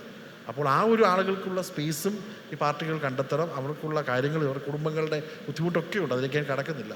അപ്പോൾ അതുകൊണ്ട് ഈ മോഹമുക്തം എന്ന് പറയുന്നത് പഴയ സെൽഫ്ലെസ് സാക്രിഫൈസിൽ നിന്ന് ഞാൻ വലിയൊരു വിശാലമായൊരു ക്യാൻവാസിൽ എല്ലാവർക്കും വേണ്ടി പ്രവർത്തിക്കാൻ പോകുന്നു എന്നുള്ള ഒരു സെൽഫ് ഡിറ്റർമിനേഷൻ ആണ് ആ ഒരു മോഹമായിട്ട് ഞാൻ കാണുന്നത്. പിന്നെ സുജാത പറഞ്ഞ പോലെ ഈ അതിമോഹമാണ് ഉടനെ കിട്ടും എന്ന് പറയുന്ന എല്ലാവർക്കും നടപ്പാകുന്ന ഒരു കാര്യമല്ല. നമ്മൾ പുതിയ രാഷ്ട്രീയക്കാരുടെ തന്നെ പല ആളുകളുടെയും നമ്മൾ ചരിത്രം വായിക്കുകയാണെങ്കിൽ വർഷങ്ങളുടെ കഠിനാധ്വാനമുണ്ട്. ആ കഠിനാധ്വാനം അത് ഒരു കമ്പനി പോയാലും നിങ്ങൾ സ്റ്റാർട്ടപ്പ് അല്ലെങ്കിൽ ആദ്യം നിങ്ങൾക്ക് CEO ആവാൻ പറ്റത്തില്ല. നിങ്ങൾ മാനേജറായി, ഡെപ്യൂട്ടി മാനേജറായി, സീനിയർ മാനേജറായി, GM ആയി, AVP ആയി, അടുത്ത അസോസിയേറ്റും അസിസ്റ്റൻറ്റുമായി, VP ആയി, ഇപ്പോൾ DVP ആയി, SVP ആയാൽ നിങ്ങൾക്ക് MD ആവാൻ പറ്റത്തുള്ളൂ.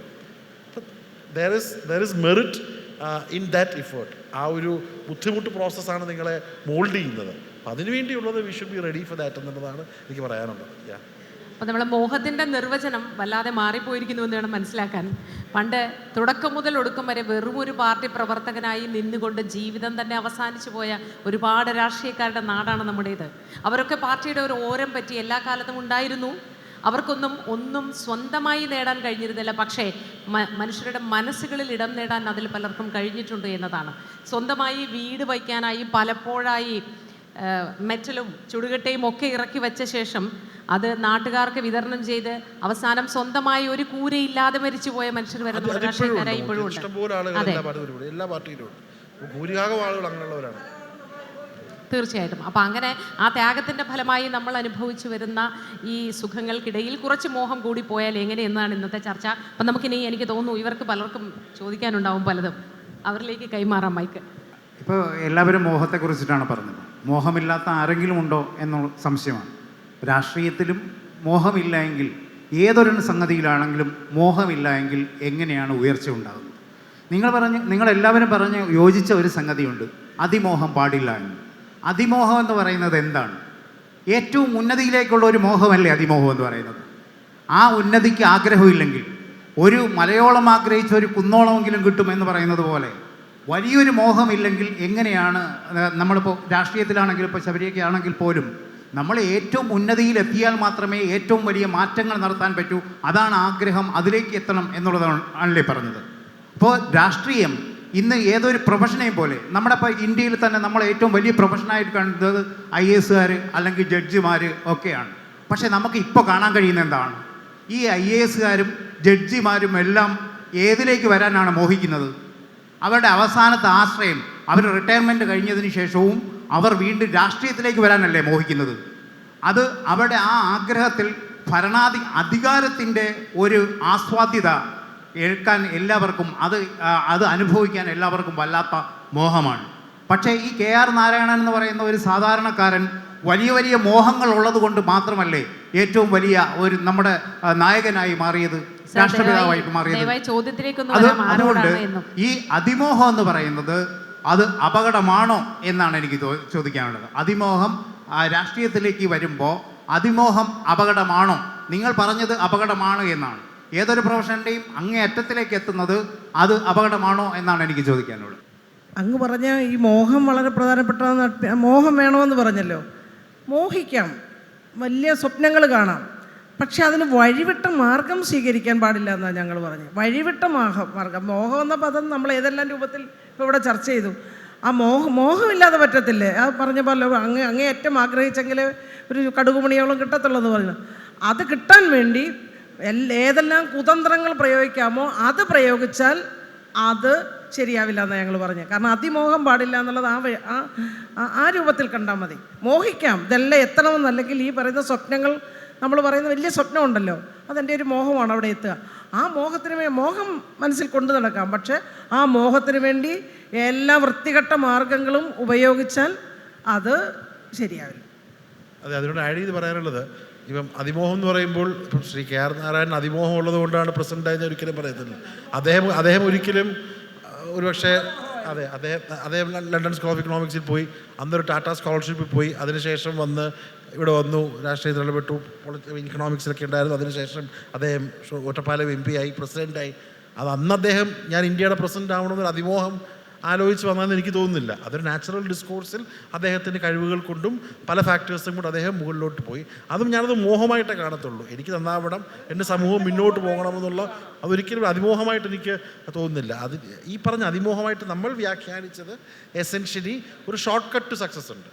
ആ ഷോർട്ട് കട്ട് ടു സക്സസ് ആയിരിക്കല്ല നിങ്ങളുടെ ഇൻറ്റൻറ്റ് എന്താണ് ഇവിടെ ഇരുന്ന് നമ്മൾ പറയാൻ ഉദ്ദേശിച്ചെന്ന് തോന്നുന്നു. ചോദ്യങ്ങൾ I just wanted to talk on that 1 second. ഈ പറഞ്ഞ എക്സാമ്പിൾ KR നാരായണനും പല പ്രസിഡൻസ് അബ്ദുൽ കലാം ആയാലും ദ്രൗപദി മുർമു ആയാലും പ്രസിഡന്റ് അവർ ഒരിക്കലും ആലോചിച്ചില്ല അവർ പ്രസിഡന്റ് ആവുന്നു. ദ്രൗപദി മുർമു ഓൾസോ അവരുടെ സോഷ്യൽ സർവീസ് ചെയ്തുകൊണ്ടിരിക്കുകയായിരുന്നു കമ്മ്യൂണിറ്റിയിൽ. പെട്ടെന്ന് അവർ ചെയ്തിട്ട് കുറേ കാലങ്ങളായിട്ട് പ്രവർത്തിച്ചിട്ടാണ് അവർക്ക് ഈ ഒരു പ്രസിഡൻഷിപ്പ് കിട്ടിയത്. I think there something call destiny also. പിന്നെ there is room for everybody's needs but not for everybody's greed എന്ന് പറഞ്ഞ വാക്കുകൾ ഇപ്പോഴും അത് റെലവെൻ്റ് ആണെന്നാണ് ഞാൻ ഐ ബിലീവ് ഇൻ ദാറ്റ്. ചോദ്യം അതിമോഹം പാടില്ല എന്ന് ബഹുമാനപ്പെട്ട സുജാത മാഡം പറഞ്ഞു. സുജാത മാഡത്തിനോടാണ് ചോദ്യം. ഇന്നത്തെ വർത്തമാനകാല രാഷ്ട്രീയത്തിൽ രാഷ്ട്രീയക്കാരുടെ അതിമോഹമാണോ ഏതൊരു രാഷ്ട്രീയ പാർട്ടിയുടെയും രാഷ്ട്രീയ ആശയങ്ങളുടെ അപജയത്തിന് കാരണം? ഇല്ല, അങ്ങനെ അപജയമൊന്നും ഞാൻ കാണുന്നില്ല. കാരണം ഞാൻ വിശ്വസിക്കുന്ന ഇടതുപക്ഷ രാഷ്ട്രീയത്തിലാണ്. ആ ഇടതുപക്ഷ രാഷ്ട്രീയം അപജയത്തിലേക്ക് പോകുന്നു എന്ന് ഞാൻ കരുതുന്നില്ല. ആ ഒരു അഭിപ്രായം എനിക്കില്ല. നേതാക്കന്മാരുടെ അതിമോഹമാണ് ഇതിനെല്ലാം കാരണം എന്നുള്ള അഭിപ്രായം എനിക്കില്ല. എൻ്റെ ചോദ്യം ശബരിനാഥ് സാറിനോടാണ്. സാറ് മാനേജ്മെൻറ്റ് ക്വാളിഫിക്കേഷനൊക്കെ ഉള്ള വ്യക്തി എന്നുള്ള നിലയിൽ സാറിൻ്റെ ചോദിക്കുന്നത്, സാർ പിന്നെ ഒരു രാഷ്ട്രീയക്കാരൻ്റെ കേരളത്തിലെ ഒരു രാഷ്ട്രീയക്കാരൻ്റെ മോഹം കേരള ഫസ്റ്റ് എന്നായിരിക്കണ്ടേ, അല്ലാതെ എൻ്റെ പാർട്ടിയെക്കാളും ഫസ്റ്റ് കേരള എന്നായിരിക്കണ്ടേ? കാരണം എക്സാമ്പിളായിട്ട് ഞാൻ പറയുന്നത്, എൻ്റെ അറിവ് തെറ്റാണെങ്കിൽ തിരുത്തി തരണം. നമ്മുടെ ഈ മസാല ബോണ്ട് BBB റേറ്റിംഗ് ഉള്ള ബോണ്ടാണ്, ഓക്കെ. പക്ഷേ അത് ഒൺസ് നമ്മൾ ആ മസാല ബോണ്ട് വന്നു കഴിഞ്ഞു, നമ്മൾ കനേഡിയൻ പെൻഷൻ ഫണ്ടിൽ നിന്ന് രൂപ സ്വീകരിച്ചാണ് ആ ബോണ്ട് വെച്ച് നമ്മൾ ഇൻഫ്രാസ്ട്രക്ചറിൽ ഇൻവെസ്റ്റ് ചെയ്തത്. പക്ഷേ അതിൽ നിന്നുള്ള റിട്ടേൺ കിട്ടാതെ നമുക്ക് എങ്ങനെയാണ് ഈ ബോണ്ടിൽ തിരിച്ച് അടയ്ക്കാൻ പറ്റും? അപ്പം അങ്ങനെയുള്ള കാര്യങ്ങൾ വിദ്യാഭ്യാസമുള്ള രാഷ്ട്രീയക്കാർ വന്നാലല്ലേ അതിനെ എഡ്യൂക്കേറ്റ് ചെയ്യാനും അവരുടെ രാഷ്ട്രീയ പാർട്ടിക്കാരെ എഡ്യൂക്കേറ്റ് ചെയ്യാനും ഇതിങ്ങനെ പറ്റില്ല, ഇത് നമുക്ക് ഇങ്ങനെ ഉണ്ടാക്കുന്ന കിഫ്ബി ബോണ്ട് വെച്ചുണ്ടാക്കുന്ന ഇൻഫ്രാസ്ട്രക്ചർ പദ്ധതികൾ ഫ്രീ ആയിട്ട് കൊടുക്കാൻ പറ്റില്ല എന്നൊക്കെ എഡ്യൂക്കേറ്റ് ചെയ്യാനും പൊളിറ്റിക്സിന് അപ്പുറത്തായിട്ട് ഇത് കണ്ട് ഒരു പ്രാക്ടിക്കൽ ഒരു സൊല്യൂഷൻ രാഷ്ട്രീയത്തിലേക്ക് വരേണ്ടതില്ലേ എന്നാണ് സാറിന്റെ ചോദ്യം അല്ലേ? അദ്ദേഹം സ്പെസിഫിക് ആയിട്ട് ചോദിച്ചത് കറക്റ്റാണ്. ഈ കേരള ഫസ്റ്റ് എന്നൊരു ആശയം ഉള്ളതുകൊണ്ടാണ് ഞാനടക്കം ഈ മസാല ബോണ്ട് വെളിയിൽ പോയി വാങ്ങിക്കേണ്ടതെന്ന് പറയാനുള്ള കാരണം. കാരണം ഇന്ത്യക്കകത്ത് 6% ലോൺ കിട്ടുമ്പം വെളിയിൽ പോയി നമ്മൾ 9% ലോൺ വാങ്ങിക്കേണ്ട ആവശ്യമില്ലല്ലോ. ആ തീർച്ചയായിട്ടുള്ള കേരള ഫസ്റ്റ് എന്നുള്ള കാരണം കൊണ്ടാണ് നിയമസഭയ്ക്കകത്ത് അടിയന്തര അവതരിപ്പിച്ച ആൾ ഞാനാണ്. അതിൻ്റെ ഒരു അനന്തരഫലം നമ്മൾ കാണുകയാണ്. 2000 കോടി രൂപ എടുത്തത് നമ്മൾ 5 വർഷം കൊണ്ട് തിരിച്ചടച്ചത് 3500 കോടിയായിട്ടാണ്. അതിൻ്റെ ഒരു ബുദ്ധിമുട്ട് as we sit today budget ദിവസം നമ്മൾ അനുഭവിക്കുകയാണ്. അപ്പോൾ തീർച്ചയായിട്ടും രാഷ്ട്രീയക്കാർക്ക് കേരളത്തിൻ്റെ ഒരു പൊതു സംവിധാനത്തിൽ ഇടതായാലും വലതാണെങ്കിലും ഒരു ബിഗ് ഇഷ്യൂ വരുമ്പോൾ കേരള ഫസ്റ്റ് എന്നുള്ള നയം തന്നെയാണ്. നമ്മൾ പ്രളയത്ത് കണ്ടതാണ്, നമ്മൾ കോവിഡ് കണ്ടതാണ്. അമിതമായിട്ടുള്ള ഒരു രാഷ്ട്രീയ ആഭാസവും പല കാര്യങ്ങളിലും പൊതുവന്മയുള്ള ജനറൽ കാര്യങ്ങളിൽ ഉണ്ടാകാറില്ല എന്നുള്ള അഭിപ്രായക്കാരനാണ് ഞാൻ. We are wired that way. ഒരുപക്ഷേ കോൺഗ്രസ് ആയാലും കമ്മ്യൂണിസ്റ്റ് ആയാലും സിൻസ് വി ആർ ഒരു ലെഫ്റ്റ് ഓഫ് സെൻറ്റർ, അത് എത്ര ലെഫ്റ്റ് ഓഫ് സെൻറ്റർ ആണെന്നുള്ളതിൻ്റെ വേരിയിങ് ഡിഗ്രീസാണ് ഇതുവരെ കേരള രാഷ്ട്രീയം ഉണ്ടായിരുന്നത്. കുറച്ച് ലെഫ്റ്റ് ഓഫ് സെൻറ്റർ ആണോ, ഒത്തിരി ലെഫ്റ്റ് ഓഫ് സെൻറ്റർ ആണോ, വിനീതമായിട്ടാണ് പക്ഷെ അതുകൊണ്ട് അതിൻ്റെ ഒരു കാരണമായിരിക്കാം. പക്ഷേ ഈ പറഞ്ഞതുപോലെ രാഷ്ട്രീയക്കാർക്ക് to add to what Moti had to say, രാഷ്ട്രീയക്കാർക്ക് വിദ്യാഭ്യാസം വേണം. ആ രാഷ്ട്രീയ വിദ്യാഭ്യാസം വേണം. ഇനിയുള്ള കാലത്ത് മിടുക്കരായിട്ടുള്ള ആളുകൾ, എല്ലാം പഠിച്ചു വരുന്ന ആളുകൾ ഇനി രാഷ്ട്രീയത്തിൽ വരുന്നതുകൊണ്ട് കൂടുതൽ വിവിധമായിട്ടുള്ള വൈവിധ്യമുള്ള രാഷ്ട്രീയ വിദ്യാഭ്യാസമുള്ള ആളുകൾ കൂടുതൽ രാഷ്ട്രീയത്തിലേക്ക് വരണം. എല്ലാം വക്കീലന്മാരാവല്ലെന്നുള്ള അഭിപ്രായക്കാരനാണ് ഞാൻ. ചോദ്യം ശബരിനാഥ് സാറിനോടാണ്. സാറ് ചോദ്യത്തിന് പോസിറ്റീവായിട്ട് മാത്രമേ നമ്മൾ ചോദിക്കുന്നത് എടുക്കാവുള്ളൂ. 2 ചോദ്യങ്ങളാണ്. ഒന്ന്, മോഡറേറ്റർ പറഞ്ഞത് തൊഴിലെടുക്കുന്ന രാഷ്ട്രീയം ഉള്ള ആളുകൾ തൊഴിലെടുക്കുന്നില്ല എന്ന് പറഞ്ഞിട്ടുണ്ടായിരുന്നു. മോഹമുക്തമാണോ രാഷ്ട്രീയം എന്നുള്ള ചോദ്യത്തിൻ്റെ ഒരു ചെറിയ ഉത്തരവായിട്ട് സാറിൻ്റെ രാഷ്ട്രീയ പ്രവേശത്തെ പറഞ്ഞ സാറിന് വിഷമം തോന്നരുത്. ഇപ്പോൾ മാഡം ചോദിച്ചതുപോലെ സാറ് രാഷ്ട്രീയത്തിൽ ഇറങ്ങിയപ്പോൾ സാറ് ഉണ്ടായിരുന്നൊരു തൊഴിൽ വേണ്ടാന്ന് വെച്ചിട്ടാണ് രാഷ്ട്രീയത്തിൽ വന്നത്. ഇതങ്ങനെ കാണുന്നത് മാത്രമേ. ഞാൻ രാഷ്ട്രീയത്തിൽ ഇറങ്ങിയത് വൈകാരികമായിട്ടുള്ള ഒരു കാരണങ്ങൾ കൊണ്ടാണ്. കാരണം അന്നുള്ളത് ഒരുപക്ഷെ ഇവിടേക്ക് ആർക്കെങ്കിലും വളരെ നല്ല കംഫർട്ടബിളായിട്ടുള്ള ഏറ്റവും കംഫർട്ടബിളായിട്ടുള്ള ഒരു ജോലിയിൽ വലിയ ശമ്പളത്തിൽ നിന്ന ഒരാളാണ് ഞാനത് വൈകാരികമായിട്ട് ഒരു കാരണം കൊണ്ട് തന്നെ, പിന്നെ എൻ്റെ വിശ്വാസം, എൻ്റെ രാഷ്ട്രീയ വിശ്വാസവും പല കാര്യങ്ങളും ചെയ്യാൻ പറ്റുമെന്നുള്ള വിശ്വാസം കൊണ്ട് പൊളിറ്റിക്സിലേക്ക് മാറിയ ഒരാളാണ്. അതൊരു മോഹത്തിൻ്റെ കാരണമാണ്. ആ മോഹത്തിന് പലപ്പോഴും രാഷ്ട്രീയത്തിൽ നിർവചിക്കുന്ന ധനം, മെച്ചപ്പെട്ട ജീവിത സൗകര്യം എന്നൊക്കെയുള്ള ഒരു അടിസ്ഥാനം ഉണ്ടെങ്കിൽ ഞാൻ ഒരിക്കലും രാഷ്ട്രീയത്തിൽ വരത്തില്ല. കാരണം ഞാൻ ശ്രീ രത്തൻ ടാറ്റയുടെ ഓഫീസ് അദ്ദേഹത്തോടൊപ്പം വർക്ക് ചെയ്തുകൊണ്ടിരുന്ന ഒരാളാണ്. അത്തരത്തിലുള്ള സൗകര്യങ്ങൾ ഉണ്ടായിരുന്ന ഒരാളാണ്. അപ്പോൾ ആ മോഹത്തിൻ്റെ സാധാരണ നിർവചനങ്ങൾ വെച്ച് അളക്കുകയാണെങ്കിൽ എനിക്ക് പൊളിറ്റിക്സിൽ വരുന്നത് ഇറ്റ്സ് എ റോങ് ഡീൽ എന്നുള്ളതാണ്. പറഞ്ഞു വരുന്നത് പല ആളുകൾക്കും രാഷ്ട്രീയത്തിൽ വരാൻ പല കാരണങ്ങളുണ്ട്. ഇവിടെ സുജാതയെ പോലെ താഴെത്തട്ടിൽ നിന്ന് വർക്ക് ചെയ്ത് വന്ന ആൾക്കാരുണ്ട്, എന്നെപ്പോലെ തന്നെ പാരഷൂട്ട് ചെയ്ത് വന്ന ആളുകളുമുണ്ട്. പക്ഷെ ആത്യന്തികമായി over the last 10 years 15 years അവരെന്ത് ചെയ്തു എന്നുള്ളതിൻ്റെ ഒരു വിളവെടുപ്പിക്കണം മാത്രമേ പറയുന്നുള്ളൂ. What difference have we brought to the table. ഇപ്പം ഞാൻ എന്നോട് പറയും, ഞാൻ 10 വർഷം കൊണ്ട് കേരള സമൂഹത്തിൽ എന്തെങ്കിലും, ഞാൻ രാഷ്ട്രീയത്തിൽ 10 വർഷം ഉണ്ടായി, ഞാൻ പൊതുകാല പ്രസക്തനായിട്ടുണ്ടോ ഇല്ലയോ, അല്ലെങ്കിൽ 10-30 വർഷമായിട്ട് വർക്ക് ചെയ്യുന്ന ആളുകൾ ഉണ്ടാക്കിയ അത്ര മാറ്റം ഉണ്ടാക്കാനോ ചെറിയ നഡ്ജുകൾ ഉണ്ടാക്കാനോ കഴിഞ്ഞെന്നുള്ളതായിരിക്കണം എൻ്റെ വിളവെടുപ്പ്, എൻ്റെ റിവ്യൂ, എന്നെക്കുറിച്ചുള്ള റിവ്യൂ. അത് നമ്മൾ ഏറ്റവും ഇഫക്റ്റീവായിട്ടുള്ള രീതിയിൽ ചെയ്യണമെന്നുള്ള അഭിപ്രായക്കാരനാണ് എൻ്റേത് ഒരു അബറേഷനാണ്.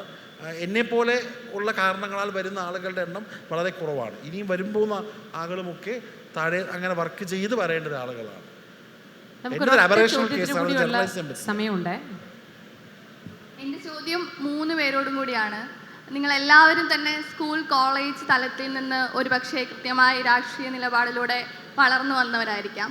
അപ്പം ഇന്നത്തെ ഒരു തലമുറ എടുക്കുകയാണെങ്കിൽ, ഇപ്പം സ്കൂളിലാണെങ്കിലും കോളേജിലാണെങ്കിലും പഠിക്കേണ്ട സമയത്ത് കൊടി പിടിച്ച് നടക്കുന്നു എന്ന് പറയുന്ന അധ്യാപകരും, അല്ലെങ്കിൽ കൃത്യമായ രാഷ്ട്രീയ ചുറ്റുപാടിൽ വളർത്താത്ത, രാഷ്ട്രീയം എന്തോ അപരാധമായി കാണുന്ന വീട്ടുകാരും ഉള്ള ഒരു സാഹചര്യത്തിൽ രാഷ്ട്രീയം മോഹിക്കാത്ത ഒരു തലമുറ, അല്ലെങ്കിൽ തലമുറയിൽ ഒരു ഭൂരിഭാഗം പേരും രാഷ്ട്രീയം മോഹിക്കാത്ത ഒരു ഘട്ടത്തിൽ, അല്ലെങ്കിൽ ജീവിക്കാൻ രാഷ്ട്രീയം വേണ്ട എന്ന് പറയുന്ന ഒരു സാഹചര്യത്തിലൂടെയാണ് വളർന്നു വരുന്നത്. അപ്പം അങ്ങനെയുള്ള തലമുറയെ നിങ്ങൾ എങ്ങനെ നോക്കിക്കാണുന്നു? അല്ലെങ്കിൽ കൃത്യമായി രാഷ്ട്രീയ വിദ്യാഭ്യാസം കൊടുക്കേണ്ടത് അനിവാര്യതയല്ലേ? അതിന് എങ്ങനെ? ഓക്കെ, അത് it's a very relevant point actually. സ്റ്റുഡൻസും യൂത്തും എങ്ങനെയാണ് how to attract them to പൊളിറ്റിക്സിൽ എന്താ കിടക്കണമെന്ന് വെച്ചാൽ ജസ്റ്റ് വേസ്റ്റ് ഓഫ് ടൈം എന്നൊക്കെയാണ് ധാരണ. പക്ഷേ ഐ തിങ്ക് രാഷ്ട്രീയം നമ്മൾ ഒരു സമൂഹത്തിൻ്റെ സേവനമായിട്ട് കണ്ടാൽ, at least in the early days കോളേജിലും സ്കൂളിലും കമ്മ്യൂണിറ്റി സർവീസിന് ബിൽഡപ്പ് ചെയ്യുന്ന ഒരു ഇതാണ് രാഷ്ട്രീയം ഒരു വലിയൊരു ക്യാൻവാസാണ്. പൊളിറ്റിക്കൽ ക്യാൻവാസ് എന്ന് പറഞ്ഞാൽ to serve in the purest form, it is to serve the society in a very authoritative way. അപ്പോൾ നമുക്ക് ഒരു in an authoritative way നമുക്ക് ആൾക്കാരുടെ പ്രശ്നങ്ങളിൽ പരിഹാരം കണ്ടെത്താൻ പറ്റുന്ന ഒരു ഫീൽഡായിട്ട് കണ്ടാൽ അത് it will be very attractive for you രാഷ്ട്രീയം. അപ്പോൾ കോളേജിലും സ്കൂളിലും എനിക്ക് തോന്നുന്നു കമ്മ്യൂണിറ്റി സർവീസായിട്ട് തുടങ്ങിയിട്ട് അത് പിന്നെ രാഷ്ട്രീയത്തിലേക്ക് അവരെ ഒന്ന് ഇൻസ്പയർ ചെയ്തെടുക്കാൻ that will be the way forward. എനിക്ക് തോന്നുന്നു മോള് പറഞ്ഞ വളരെ കറക്റ്റായിട്ടുള്ള കാര്യമാണ്. കാരണം വിദ്യാർത്ഥി രാഷ്ട്രീയത്തിലൂടെ വന്ന ഒരാളാണ് ഞാൻ. കൃത്യമായി വിദ്യാർത്ഥികൾക്ക് രാഷ്ട്രീയം വേണമെന്ന പക്ഷക്കാരിയാണ് ഞാൻ. കാരണം പക്ഷെ പഠിത്തം ഞങ്ങൾ പറയും, പഠിക്കുകയും പോരാടുകയും വേണം, നന്നായി പഠിക്കുകയും അതോടൊപ്പം തന്നെ നല്ല പൊതുപ്രവർത്തകരായി വളരുകയും വേണം. ഈ സമൂഹം ഏറ്റവും മികച്ച രൂപത്തിലാകണമെന്നാണല്ലോ നമ്മൾ ആഗ്രഹിക്കുന്നത്. ഇന്നത്തെ സമൂഹത്തിൽ കാണുന്ന തിന്മകളെക്കുറിച്ചൊക്കെ നമ്മൾ പറയുമ്പോൾ എൻ്റെ മനസ്സിലുള്ള, ഞാൻ എപ്പോഴും കരുതുന്നതാണ്, ഇതൊക്കെ മാറ്റിയെടുക്കണമെങ്കിൽ സമർത്ഥരായ കുട്ടികൾ മുന്നോട്ട് തന്നെ വരും. എല്ലാ രംഗത്തും പ്രഗത്ഭരായിട്ടുള്ള കുട്ടികൾ, നല്ല രാഷ്ട്രീയ പ്രവർത്തകർ, നല്ല ഭരണാധികാരികൾ, എല്ലാ രംഗത്തും ശോഭിക്കാൻ കഴിയുന്ന ആളുകൾ വരണം. അപ്പോൾ ഭരണരംഗത്ത് ശബരി മുമ്പേ പറഞ്ഞ പോലെ വിവിധ തുറകളിലെ ആളുകൾ കടന്നു വരണം. അതിന് സ്റ്റുഡൻറ്റ് പൊളിറ്റിക്സ് അനിവാര്യമാണ്. ക്യാമ്പസിൽ ഇന്ന് കണ്ടുവരുന്ന മോശപ്പെട്ട പല പ്രവണതകളും കാണുമ്പോൾ വല്ലാത്ത സങ്കടം തോന്നാറുണ്ട്. കാരണം പണ്ടൊക്കെ ഈ രാഷ്ട്രീയം ക്യാമ്പസിൽ വരുന്നതോടുകൂടി ആകെ തകിടം മറിഞ്ഞു പോകുമെന്ന് പ്രചരിപ്പിക്കുകയും ചിന്തിക്കുകയൊക്കെ ചെയ്തിരുന്ന ആ ഒരു പഴയ ഇടയ്ക്ക് വന്ന ഒരു കാലം ഞാൻ ഓർക്കുക. പക്ഷേ ഇന്നിപ്പോൾ അങ്ങനെയൊക്കെ പറഞ്ഞ രക്ഷകർത്താക്കളും അധ്യാപകരും ഒക്കെ പറയുന്നുണ്ട്, നല്ല രാഷ്ട്രീയ പ്രവർത്തനം ഉണ്ടായിരുന്നെങ്കിൽ ഒരു പക്ഷേ മറ്റു പല രൂപത്തിലേക്ക് ക്യാമ്പസ് മാറില്ലായിരുന്നു. അതുകൊണ്ട് നല്ല കുട്ടികൾക്ക് രാഷ്ട്രീയം കൊടുക്കണമെന്ന അഭിപ്രായക്കാരിയാണ് ഞാൻ. തീർച്ചയായിട്ടും കൂടുതൽ മിടുക്കരായിട്ടുള്ള ആളുകൾ വരണമെങ്കിൽ കൂടുതൽ താഴെത്തട്ടിൽ സ്കൂളുകളിൽ നിന്ന് കോളേജുകളിൽ നിന്ന് തന്നെ നല്ല മിടുക്കരായിട്ടുള്ള രാഷ്ട്രീയ ബോധമുള്ള ആളുകൾ വരണം. ഞാൻ ഉദ്ദേശിക്കുന്നത് പൊതുരാഷ്ട്രീയത്തിൽ നിങ്ങൾ കോളേജുകളിൽ പ്രവർത്തിച്ചില്ലെങ്കിലും നിങ്ങൾക്കൊരു പൊതു രാഷ്ട്രീയ ബോധം ഉണ്ടാകണം. അത് പലപ്പോഴും പുതിയ ആളുകളിൽ ഇല്ല എന്നൊരു ഈ അടുത്ത കാലത്ത് മാതൃഭൂമിയുടെ തന്നെ ഒരു വീഡിയോ ഉണ്ടായിരുന്നു. കലോത്സവ വേദിയിൽ 2-3 രാഷ്ട്രീയ നേതാക്കളുടെയൊക്കെ ഫോട്ടോ കാണിച്ചിട്ട് ആരാന്ന് ചോദിക്കുമ്പോൾ പിള്ളേരൊക്കെ ഓടുകയാണ്. ഞാൻ പറഞ്ഞു നമ്മുടെ പ്രസിഡന്റ് ആരാണെന്ന് ചോദിക്കുമ്പോൾ തന്നെ അറിയാത്ത ആളുകൾ, അതൊരു വലിയൊരു ഇഷ്യൂ ആണ്. ആ ഒരു പൊളിറ്റിക്കൽ അവയർനെസ് കുറയുന്നത് കൊണ്ട് രാഷ്ട്രീയക്കാർ കുഴപ്പമില്ല, പക്ഷെ അതിൻ്റെ ബുദ്ധിമുട്ട് അനുഭവിക്കാൻ പോകുന്നത് the people who are going to get duped in the future is the general public. നിങ്ങൾക്ക് നിങ്ങളുടെ അവകാശങ്ങളും നിങ്ങളുടെ പൊതുബോധവും കുറയുമ്പോൾ അതിൻ്റെ ബുദ്ധിമുട്ട് അനുഭവിക്കുന്നതും പൊതുജനം തന്നെയാണ്. അതുകൊണ്ട് കൂടുതൽ ഇന്നിപ്പോൾ ബഡ്ജറ്റിൽ ഏറ്റവും കൂടുതൽ AI-യെക്കുറിച്ച് സംസാരിച്ചു, നല്ല കാര്യമാണ്. പക്ഷെ അതിനകത്തുള്ള ആളുകൾ എത്ര ആളുകൾക്ക് AI എന്താണെന്നറിയാം. അപ്പോൾ നാളെ ഈ വലിയ കാഴ്ചപ്പാടുകൾ മാറ്റമുണ്ടാകുമ്പോൾ അതറിയാവുന്ന ഡ്രൈവ് ചെയ്യാൻ പറ്റുന്ന ആളുകൾ നിയമനിർമ്മാണത്തിലുണ്ടാകണം. ആ നിയമനിർമ്മാണത്തിൻ്റെ ഏറ്റവും പ്രധാനപ്പെട്ട ഒരു സ്ഥാനം സഭകൾ തന്നെയാണ്. അതിലേക്ക് കൂടുതൽ പൊളിറ്റിക്കൽ റെപ്രസെൻറ്റേഷൻ വേണം. അത് ഓടിക്കുന്ന പൊളിറ്റീഷ്യൻസിനെ എൻഗേജ് ചെയ്യിപ്പിക്കാൻ കഴിയുന്ന, മനസ്സിലാപ്പിക്കാൻ കഴിയുന്ന ആളുകൾ വേണം. അതൊക്കെ വരണമെങ്കിൽ നിങ്ങൾക്കിടയിൽ നിന്നുള്ള കൂടുതൽ പൊതുബോധം ആസ് എ സ്റ്റാർട്ടിംഗ് പോയിന്റ്, രാഷ്ട്രീയത്തെക്കാൾ കൂടുതൽ ഒന്ന് പൊതുബോധം വരട്ടെ, വായിക്കട്ടെ, രാഷ്ട്രീയം മനസ്സിലാക്കട്ടെ. 3 പേരും പറഞ്ഞതിലെ ആകത്തുക ഇതാണ്: നല്ല രാഷ്ട്രീയക്കാരുണ്ടാവുക, വിദ്യാർത്ഥികൾക്കിടയിൽ നിന്നും നല്ലത് വരിക എന്നുള്ളതാണ്.